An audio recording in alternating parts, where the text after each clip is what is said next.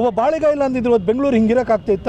ಕೆಂಪೇಗೌಡರು ಕಟ್ಟಿದ್ರು, ಸುಸಜ್ಜಿತವಾದ ನಗರವನ್ನು ಕಟ್ಟಿದ್ರು. ಅಟ್ ದ ಸೇಮ್ ಟೈಮು ಬಾಳಿಗವರು ಬಂದು ಎಲೆಕ್ಟ್ರಾನಿಕ್ ಸಿಟಿಯನ್ನು ಮಾಡಿದರು. ಇವತ್ತು ಬೆಂಗಳೂರಿಗೆ ರೆವಿನ್ಯೂ ಅಲ್ಲಿಂದ ಬರ್ತಾ ಇದೆ. ಹಾಗಾದರೆ ಅವ್ರ ಕೊಡುಗೆನ ನಾವು ಅಲ್ಲಗಳಿಲಿಕ್ಕಾಗುತ್ತಾ? ಬೆಂಗಳೂರಿನಲ್ಲಿ ಕೆಂಪೇಗೌಡರಿಗೆ ನಾವು ಎಷ್ಟು ಗೌರವವನ್ನು ಕೊಟ್ಟಿದ್ದೀವೋ ಬೆಂಗಳೂರಿಗೆ ತದನಂತರ ಬಂದವರಿಗೂ ಕೂಡ ಅಷ್ಟೇ ಗೌರವವನ್ನು ಕೊಟ್ಟಿದ್ದಾರಲ್ಲ. ಹಾಗೆ ಮೈಸೂರಿನಲ್ಲಿ ಯಾಕೆ ಕೊಡಬಾರ್ದು?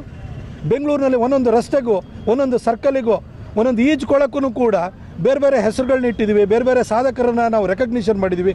ಮೈಸೂರಲ್ಲಿ ಯಾಕೆ ಮಾಡಬಾರ್ದು? ಸಿದ್ದರಾಮಯ್ಯನವ್ರ ಕೊಡುಗೆ ಇದೆಯೇ ತಾನೆ. ರಾಜಕೀಯ ಬೇಡ, ಸೈಡಿಗೆ ಇಟ್ಬಿಡೋಣ. ಇವತ್ತು ಸಿದ್ದರಾಮಯ್ಯನವರೇ ಅಲ್ವಾ ನಮಗೆ ಇಲ್ಲಿ ಇದನ್ನೆಲ್ಲ ನಮಗೆ ಇವತ್ತು ನಮಗೆ ರಾಜಪಥ ನೋಡಿ, ಸಿಮೆಂಟ್ ರಸ್ತೆ ಆಗಿರ್ಬೋದು. ಇವತ್ತು ನಮ್ಮ ಏನು ಜಂಬೂ ಸವಾರಿ ಹೋಗುತ್ತೆ ಅಲ್ಲಿ ಅವ್ರು ಬನ್ನಿ ಮಂಟಪದವ್ರಿಗೆ ಹೋಗುತ್ತೆ, ಆ ಸಿಮೆಂಟ್ ರಸ್ತೆನ ಮಾಡಿಸಿದಂಥವ್ರು ಯಾರು? ಮೈಸೂರು ಸಿಟಿನಲ್ಲಿ ಸಾಕಷ್ಟು ಡೆವಲಪ್ಮೆಂಟ್ ಆಯಿತು. ಯಾರು ಕೊಟ್ಟಿದ್ದು? ಸಿದ್ದರಾಮಯ್ಯ ಸಾಹೇಬರು ಕೊಟ್ಟಿದ್ದಾರೆ.